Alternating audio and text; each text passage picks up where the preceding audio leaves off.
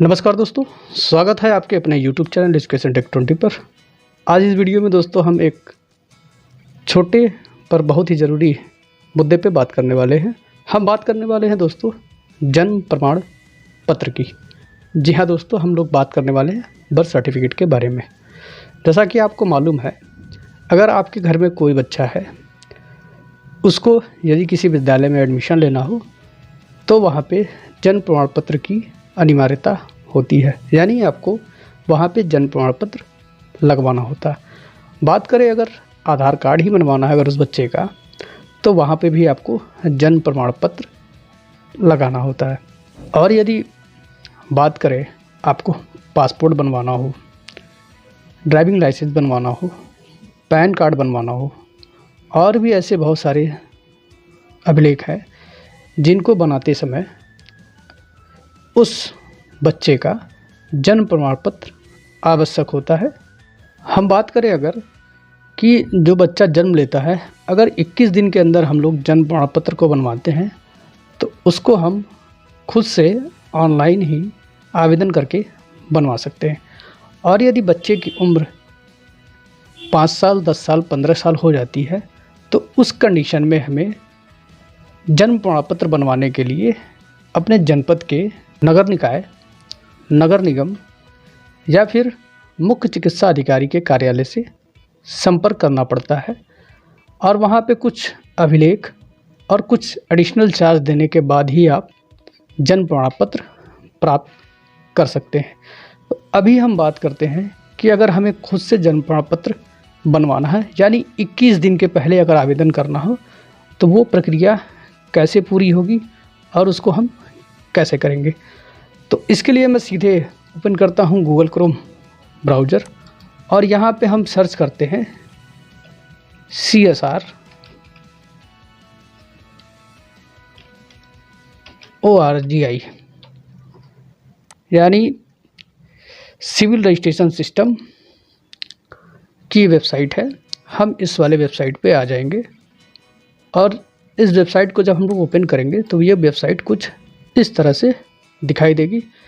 Birth and death registration, office of registrar general and census commissioner India. तो ये website कुछ इस तरह से दिखाई देती है।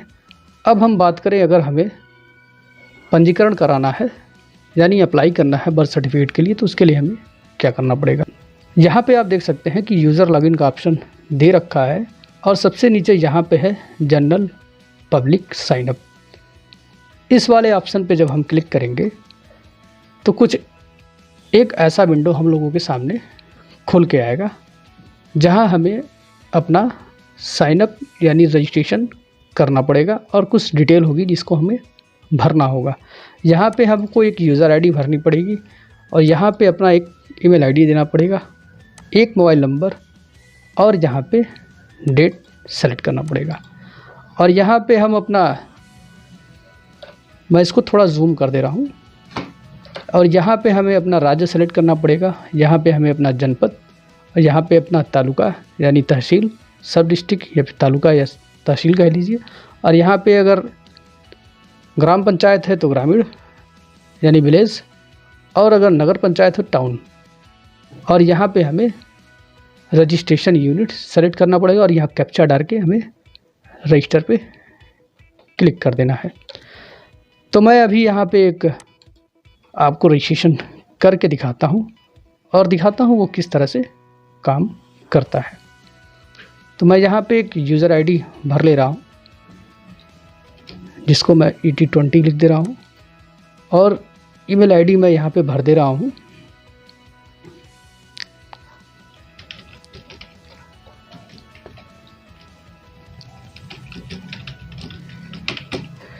ईमेल आईडी भरते समय एक बात का ध्यान रखिएगा, जो भी ईमेल आईडी भरिएगा आप, उसका पासवर्ड आपके पास होना चाहिए, क्योंकि अभी इस ईमेल पे एक मेल आएगा यहाँ से, जिसको हमें वहाँ से जाके वेरीफाई करना पड़ेगा, तब जाकर हम इसमें लॉगिन कर पाएंगे। और यहाँ मैं भर दे रहा हूँ मोबाइल नंबर।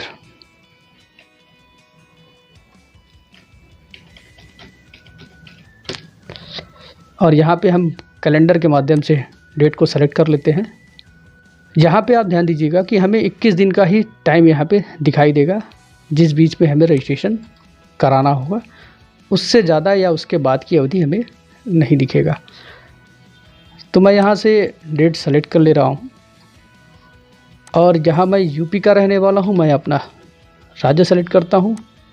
डिस्ट्रिक्ट मेरा गोरखपुर है और मैं गोरखपुर तहसील के अंदर रहता हूँ। और यहाँ बाकी चीज़ों को मैं भर लेता हूँ और यहाँ पे जैसा कैप्चा लिखा हुआ उस तरह हम कैप्चा को भर लेते हैं।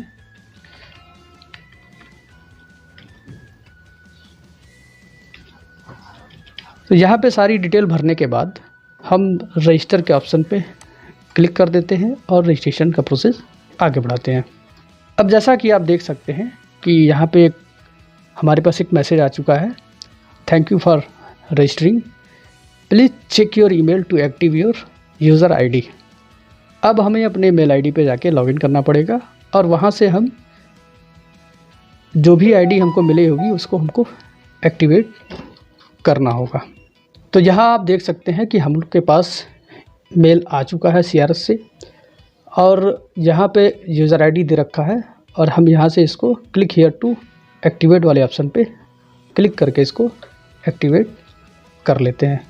जैसे ही हम उस वाले ऑप्शन पे क्लिक करेंगे तो यहाँ हमें यूज़र लॉगिन का एक पॉपअप खुल के आएगा, जहाँ हमें अपना यूज़र आईडी भर के नया पासवर्ड क्रिएट करना पड़ेगा।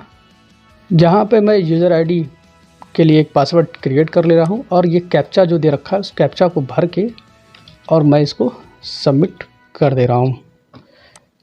तो यहाँ पर आप देख सकते हैं कि जैसे हम लोगों ने नया पासवर्ड क्रिएट किया तो यहाँ पर एक मैसेज हम लोग के सामने आ चुका है। मैं आपको जूम करके दिखा दे रहा हूँ कि यूज़र पासवर्ड अपडेटेड सक्सेसफुली।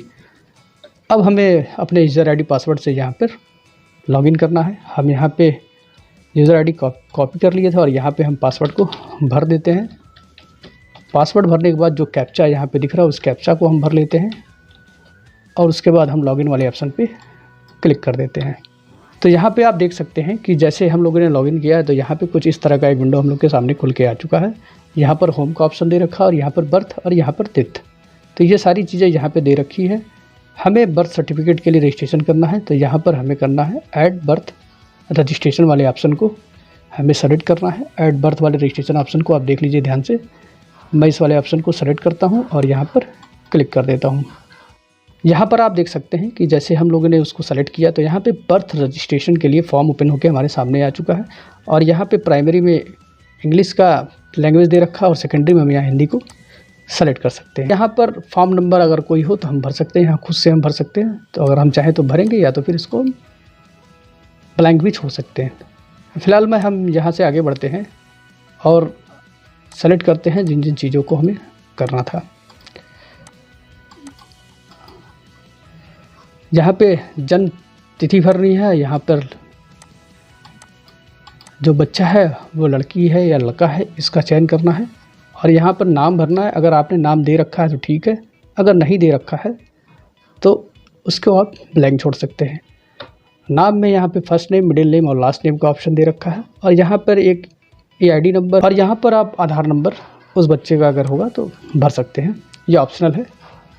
और यहाँ पे आपको जन्म स्थान का चयन करना है कि जन्म स्थान घर पे हुआ या कहीं और पे हुआ। तो यहाँ पे हम घर को सेलेक्ट करते हैं और यहाँ पर उसका पता देना पड़ेगा जहाँ पर जन्म हुआ था और यहाँ पे आपको पिन कोड वगैरह भर लेना है।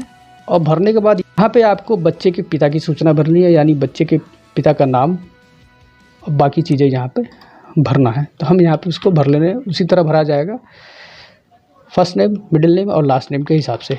यहाँ पे हम उसको भर लेते हैं। यहाँ पे आधार नंबर दे सकते हैं, ऑप्शनल है। मोबाइल नंबर भी ऑप्शनल है और यहाँ मदर का नाम भी भरना है तो आप उसको भी भर सकते हैं।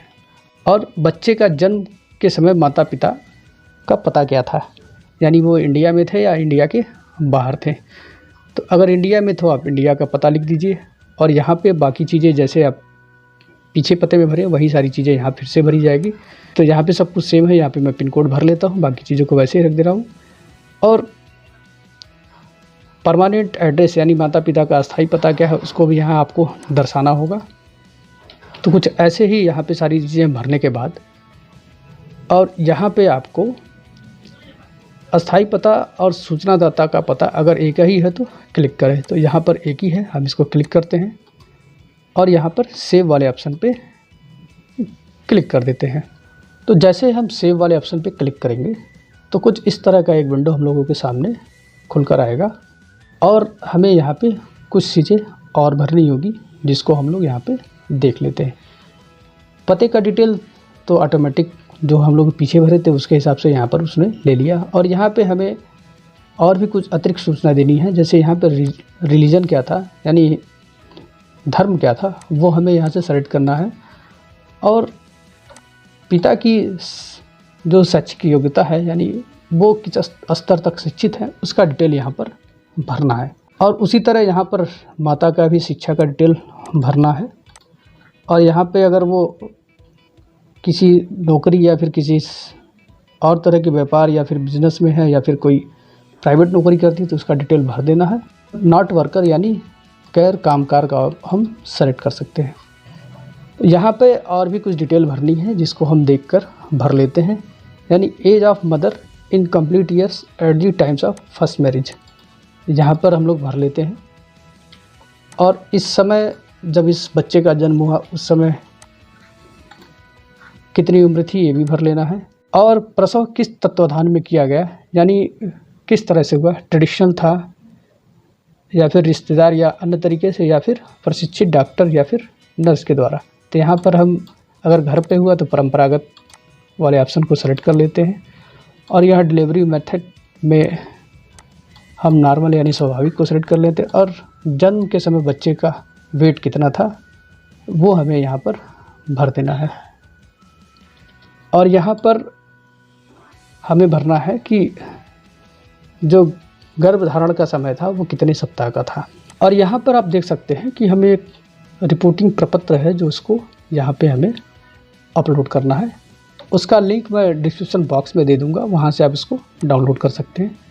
फ़िलहाल मैं उसको डेस्कटॉप पे सेव करके रखा हूँ, उसको मैं यहाँ पर अपलोड कर देता हूँ।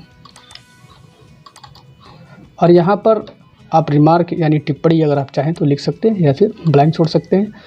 तो सारी चीज़ों को एक बार ज़रूर से ध्यान से चेक कर लीजिएगा कि सब कुछ सही तरीके से भरा गया है या नहीं। और यहाँ सेव वाले ऑप्शन पे आप क्लिक कर दीजिएगा। और जैसे ही हम इसको सबमिट करेंगे यानी सेव करेंगे तो कुछ इस तरह का ये फॉर्म हमारे सामने ओपन होकर आ जाएगा। इसको एक बार चेक कर लीजिए। अगर आप चाहते हैं इसमें कुछ बदलाव करना, यानी कुछ कमी रह गई है या कुछ चीज़ें भरने से भूल गई है या फिर कुछ चीज़ें गलत भर गई है, तो आप यहाँ से इस वाले एडिट वाले ऑप्शन से आप एडिट करके इसमें संशोधन कर सकते हैं। अगर सब कुछ सही रहा तो आप इसको यहाँ से सबमिट कर सकते हैं। तो मैं यहाँ फ़िलहाल कर रहा हूँ सबमिट। तो यहाँ पर आप देख सकते हैं कि जैसे हम सबमिट करेंगे तो हमारे पास फॉर्म नंबर 1 ये कुछ इस तरह से खुल के सामने आ जाएगा। और यहाँ पर नीचे आप देख सकते हैं कि जो भी फॉर्म वगैरह हम लोगों ने भरा है और जो आवश्यक अभिलेख है उसके साथ हमें ले आकर रजिस्ट्रार के यहाँ इसको ले आकर प्रमाणित कराना पड़ेगा। उसके कुछ दिन बाद हम इसको इसी लॉगिन आईडी पासवर्ड से लॉगिन करके डाउनलोड कर सकते हैं।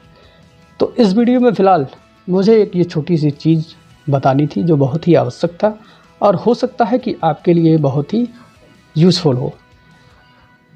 इस वीडियो को ज़्यादा से ज़्यादा शेयर करिएगा ताकि और भी लोगों को जानकारी हो सके और अपना वो बर्थ रजिस्ट्रेशन घर से ही करा सके। तो मिलते हैं किसी और वीडियो में, तब तक के लिए नमस्कार दोस्तों।